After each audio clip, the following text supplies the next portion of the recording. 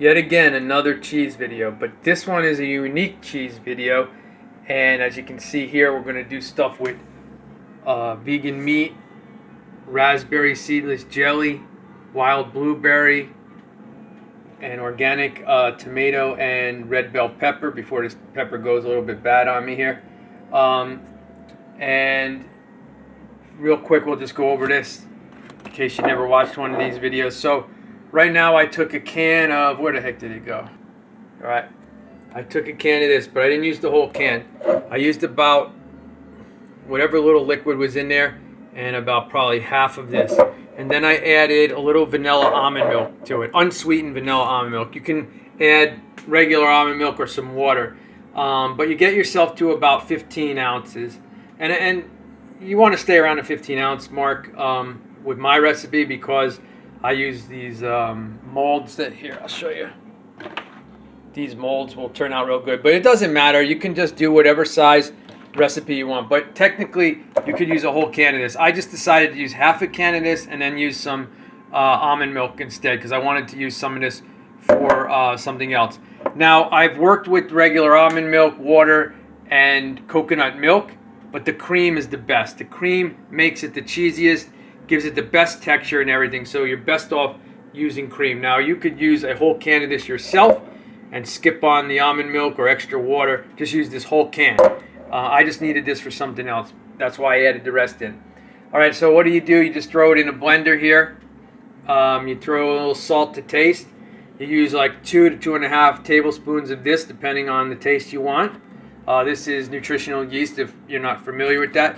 And 2 tablespoons of the agar powder as well. That's a red algae gelatin. Here, if this will come in real quickly here. I have to hit perfectly on the angle with my camera. There you go. You can pause that and check it out.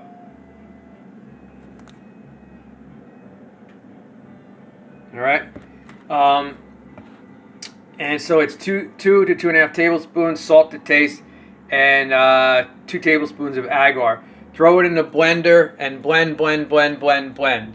When you make regular cheese, I recommend using a little onion powder to bring this nice flavor into the cheese. Since we're not going to do that the first time around, I'm going to do some of these right here, and I'm trying to think what other fruit or something I have in the house that might go well in these molds. So you just blend the heck out of it, until it's nice and smooth. Going to bring it over here, put it on like medium to medium high. You want to do about, and when you're using cream, it will look like separated like this, but don't worry, once it warms, it will all mix up. Just keep whisking it. Don't want anything to stick or glop up. You want to boil it, like not a boil, but like bubble it, medium boil, I guess, because it activates the agar powder. Once the agar powder is activated, then it will, turn into a gelatin once it cools. It only takes 10 to 20 minutes to cool in the fridge and get nice and cold. That's what's really great about this too. And then what we're going to do is, after about 6-7 minutes of this, and I'll show you when it bubbles a little more, then you're just going to put it aside and keep whisking it, and then pour it either in molds like I have, or pour it in a Tupperware container. So let's talk about this really quickly here. This is interesting.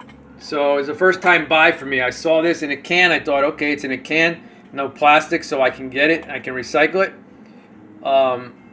They make it look cooked like that. You can eat it. It's like already cooked stuff. Here's the ingredients. Let's see if I can get this ingredient for you.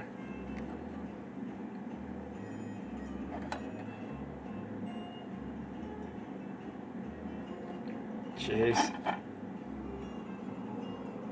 There it goes. So if you can eat that, obviously if you have a gluten problem, then you can't eat it.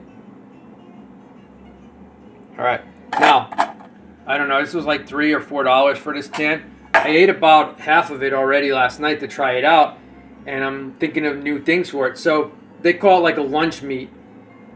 I don't know if they sell bologna all over the world. I'll be honest, I don't know. Bologna was something I had when I was a kid. I didn't really eat it as an adult. I only ate it as a kid. Whether it was Oscar Mayer crap or whether it was something nice, or quote unquote more gourmet from the supermarket cutting shelf, This tastes like some sort of gourmet bologna. And it's got a bouncy texture, almost like bologna. It looks like bologna. It's got a nice flavor to it. So if you like luncheon meat, your kids would love this too. Now, I tried to cut it, like, it was obviously the shape of the container. I've been cutting it different ways. I cut it long ways and kind of thick, like a 1/4 inch thick, and I fried it up in some olive oil. Wow, lo and behold, it tasted exactly like a hot dog. Like, it went from a bologna flavor, which obviously is going to be like the same animal and stuff in unveganism, but when you cook it up, its texture changes like a hot dog, and it tastes like a hot dog. So I was just thinking about the kids in the neighborhood and these Loma Linda hot dogs that are like pumped with vitamins and minerals, sort of like this nutritional yeast. But they're like $8, $9 for a can of 8. And this thing was only like, I don't know, $4 or $5, $4. So anyway, the point is it tastes just like a hot dog when you fry it up. So now, you don't, if you like vegan hot dogs and you've been buying those bags of vegan hot dogs or vegan sausages where those bags go in the garbage or the landfill or hopefully not the water, now you can get something that can, and your kids are going to like this. And if you like hot dogs, you're going to like this because it tastes exactly like a hot dog when it's fried in the pan. So I might buy those hot dogs still the first time around to show people on the internet and also for the kids, but this here would substitute better. Now they both come in cans, but this would be a lot cheaper. And this has, this doesn't have the pumped vitamins and minerals in it like they do, but you know, it's worth it.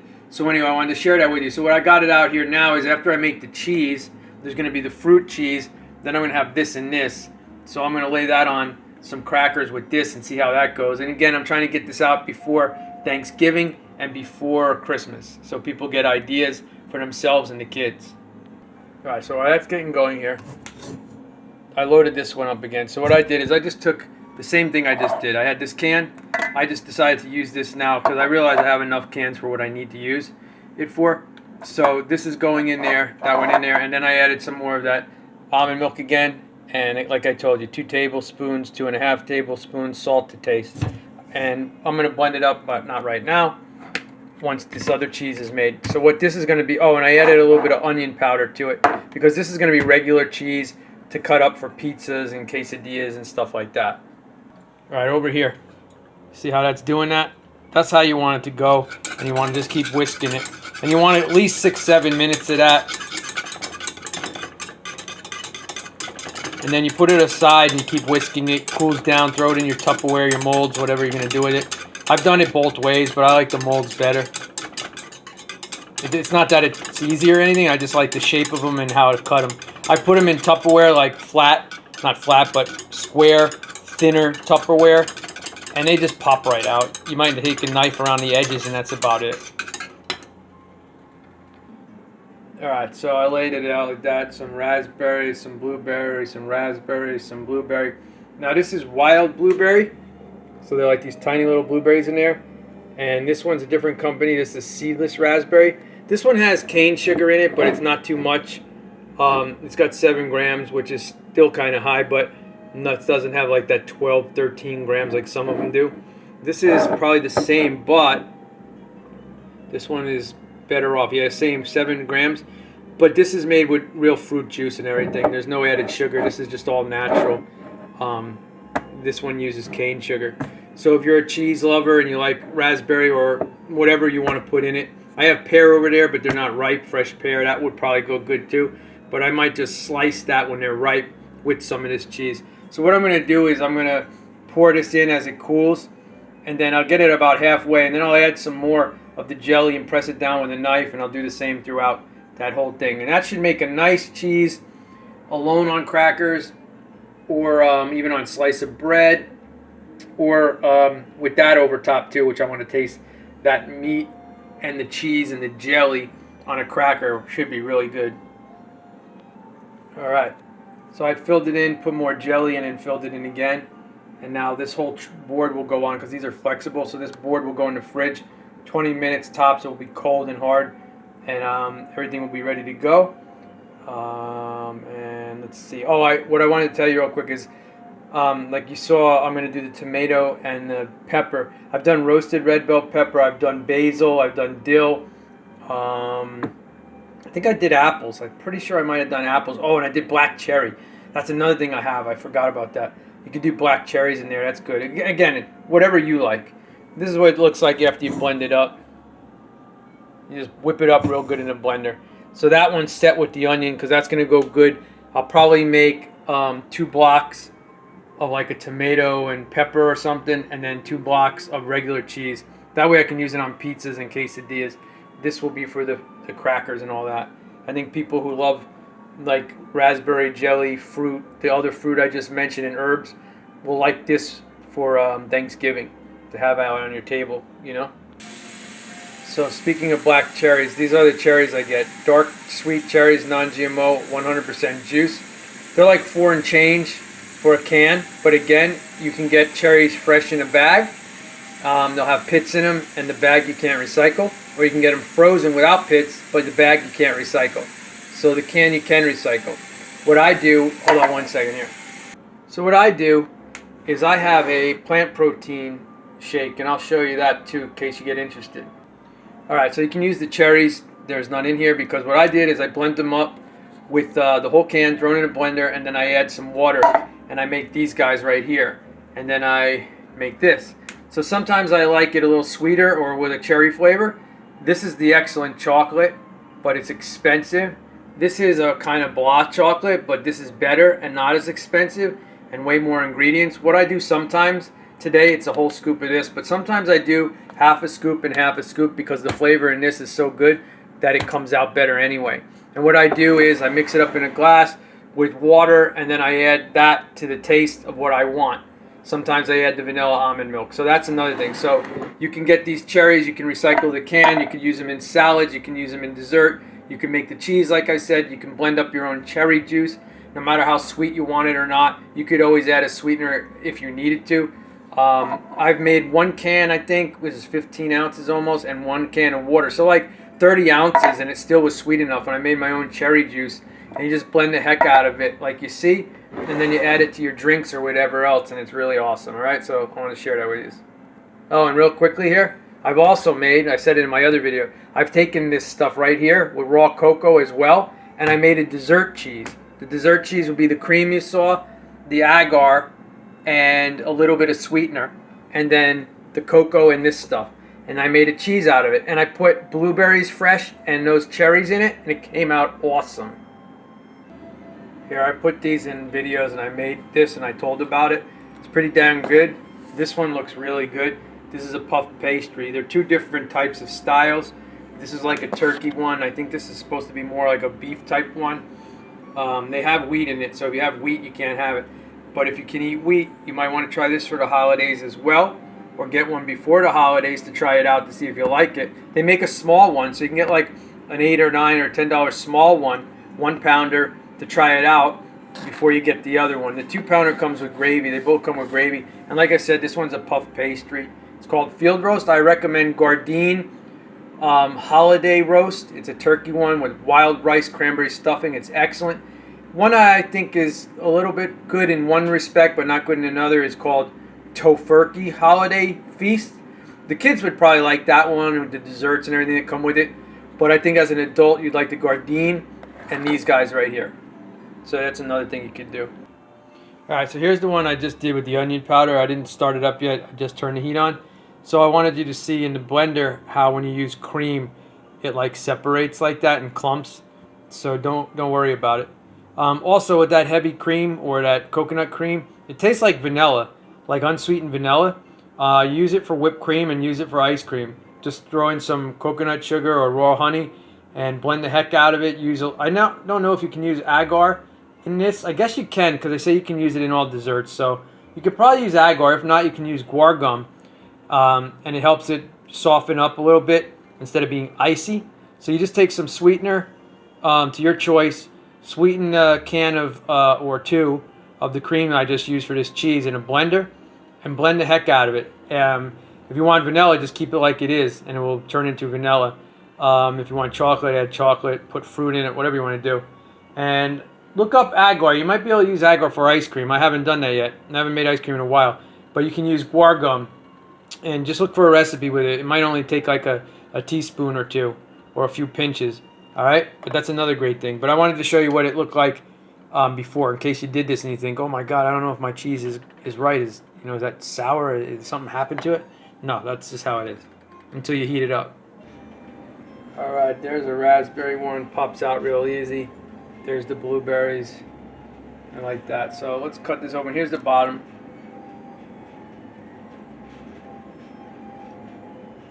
You know what? I think I remember something from last time when I made this a long time ago, or the first time. I think if you do it this way, it leaves holes in the cheese. So there might be, like when I cut it, there might be like like gaps in it. Instead of just like filling it with the cheese, then putting the jelly or the fruit, and then refilling it, I think that works out better if I remember correctly. There. So those two, when it focuses. So those two first cuts came out good. But as you can see, that one had a little bit of gap in it, so it will be probably, yeah, see, flimsy like that. So keep that in mind. You might want to just lay the cheese in, then throw the jelly in, and then more cheese. And that way it would be a little bit better. So let's throw that on there like that. And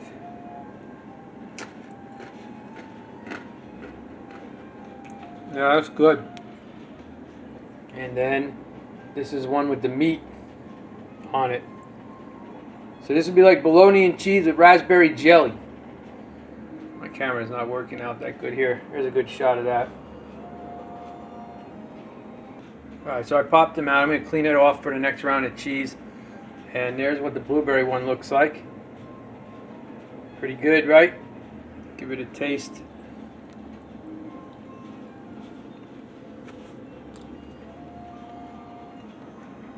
Very good. Very, very good. So I'll put those in some Tupperware. I'll get that ready for the rest of the cheese. So hopefully that gives you good ideas. And instead of keeping this video any longer than it is, just know that I'm going to do the same exact thing with that. Red bell pepper and tomato. I might do one pepper, one tomato, and one mixed, and leave one free, like one block, just regular cheese. I could always make more if I need it for pizzas, but this video is longer than expected. So just know that I'm doing the same thing. Again, that meat was pretty dang good with this cheese and everything. And it's called this. It's called CPG. If you can't see that, CPG. Got it on Walmart.com. I saw it by accident, so I checked it out and I picked it up. All right, so that's it. Hopefully that gives you a lot of good cheese making ideas. Dinner ideas, snack ideas, dessert ideas, and making your own cherry juice ideas. All right, lots of love to you all. Bye bye.